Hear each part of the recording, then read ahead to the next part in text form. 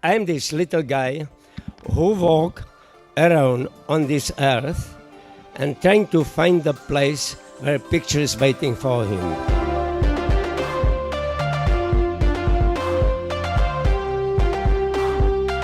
Hey everyone, welcome back. It's Tab Sleeve Glover, and today we have another Canon of Design quick tips. This is a video on Josef Koudelka. I hope I pronounced that right. My name is Josef. Josef what? Koudelka. Koudelka? Yeah, I'm Czech photographer. Oh, so belong to the Magnum agency? Yeah. But he's a Magnum photographer, and he's one of the best ones out there. He's still alive. I was extremely lucky that I grew up in Czechoslovakia, in a country which was not very rich, a country where had not much freedom, and country in which I couldn't travel. And you can check out Magnum Photos. Their website's full of awesome, amazing photos. But today we're gonna cover how he uses figure-ground relationship and also aspect of view. So in this first one, I just want to show how he's capturing it, and then we'll see the same technique in a lot of the other ones. We can see nice figure-ground relationship and aspect of view, and I'll diagram that. So the side profile of the face is more descriptive than the back of the head or the front of the face. If this was like a silhouette type of situation here, we can totally tell that this is a person's face with the hat and everything else. So it's a very descriptive position for the face. That's why we call it an aspect of view. Just like when someone's walking and their limbs are spread, we can identify them easier. So right now, interesting thing about this is he is above this man's head and he's shooting down, and he's doing that because this background right here, the road, is light, and the guy's body, his clothes, and his hat are dark. So in order to get a nice figure-ground relationship, he had to get a little bit higher, because this dark area here would coincide with this dark area in the background, and we wouldn't have nice figure-ground relationship. So what I think he's doing is, either this guy is really short, but what I think he's doing is he's raising up his camera kind of like this, and he's taking the shot. Why do I think that? Because I've done that also in a shot where I couldn't get nice figure-ground relationship. I'm 6'4", and I was standing on the curb, and this guy was talking on the phone with the striped shirt and then the crosswalk in the background. So what I did was I raised my camera up a little bit away from my eye, not this high, but maybe like a foot above my head, and then paid attention to the tilt of the camera. Couldn't tell if it was straight until I actually got it developed and saw that it worked out. But so that's what I think he's doing, is he's raising the camera up just a bit in hopes that the figure-ground relationship will improve and it'll capture the shot. But you can see it right here, it's not perfectly straight. But let's look at a couple others. So he raised above this one. He could be a little bit taller than this guy. The ground he's standing on could be higher, but we can clearly see that he's raised above this guy just a bit to capture a nice figure-ground relationship. So if he was lower, this guy's hat would coincide with this, and that'd be a bad figure-ground relationship.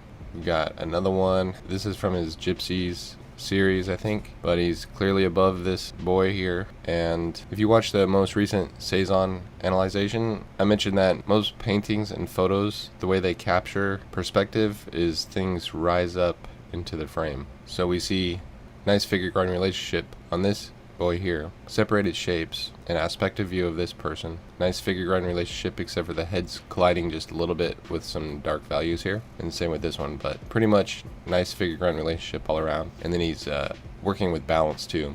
This boy acts as the fulcrum of the image, the center vertical. He's balancing these two figures and the road with these figures on the right. So we've got a fulcrum and then nice balance left to right.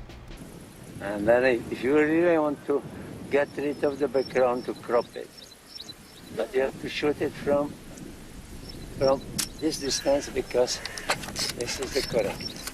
Alright, so this one is another one where he's above the gentleman here. He's in handcuffs, got a nice figure-ground relationship here. He's got this arabesque coming through on the road. But I got to looking closer to this, and I was like, oh, this guy's in handcuffs, but all the cops are here in the background, and this one's even taking photos. Got an old camera here, and then all these people are watching. So I was like, well, is this staged or something? And then I looked up on their website, and this was actually it's like a recreation of a prison scene or something like that. So could be part of a movie or something. He's got a good composition in the middle here, nice figure-ground relationship. But then you start looking at the edges, and edge flicker is when there's high contrast near the edge and it pulls attention away from the subject. But this is a tough tough one to not get edge flicker. The tough part about this is he's got high contrast here, and then he's got high contrast here, and then there's a little bit here, but who knows who's standing here. It could be someone he's trying to cut out. Could be all kinds of different situations, but it's a tough one to try and not get edge flicker. So I think he did pretty good considering what he's got available. So a lot of the master painters, if they do have edge flicker, it's balanced from left to right. So he's got a little bit of visual tension. It's not all the way on the edge, but it's visual tension here, high contrast near the edge, and then he's got this guy, his hands cut off and part of his head and stuff. So I was thinking, well, why didn't he maybe put the camera a little to the left to capture this whole guy? And it could have been because of this person, he's trying to cut out this person completely, and then if he did, then he'd have like a lot of edge flicker on the right side, the upper right side. So that's a tough one, but at least the edge flicker is balanced there. I'm not very courageous man. On the contrary, I think probably people who saw me taking pictures, they said you behave as a complete idiot. You were out of your mind. And I must say I'm happy that I behave as an idiot. And I was out of the mind. Okay, let's go to this one. This one's a nice one. He's obviously above the dog, and it's a nice aspect of view. Can't get any better figure ground relationship than that one. The sliding on the eyes, the dogs are running, you are falling down too. You know, there's something there. And we've got this. Also, he's above this person, working with nice figure ground relationship. They're on a nice blank backdrop. Like Annie Leibowitz, she uses blank canvases in the background. This is serving the same purpose as that, providing a nice figure ground relationship for these people. It's also working with the decisive moment, timing this ball in the air. So it's got a nice figure ground relationship up there. And there's also a circular motion going around here. Pretty cool shot. And the horse is back here with a nice aspect of view, nice figure ground relationship, and balancing the image also.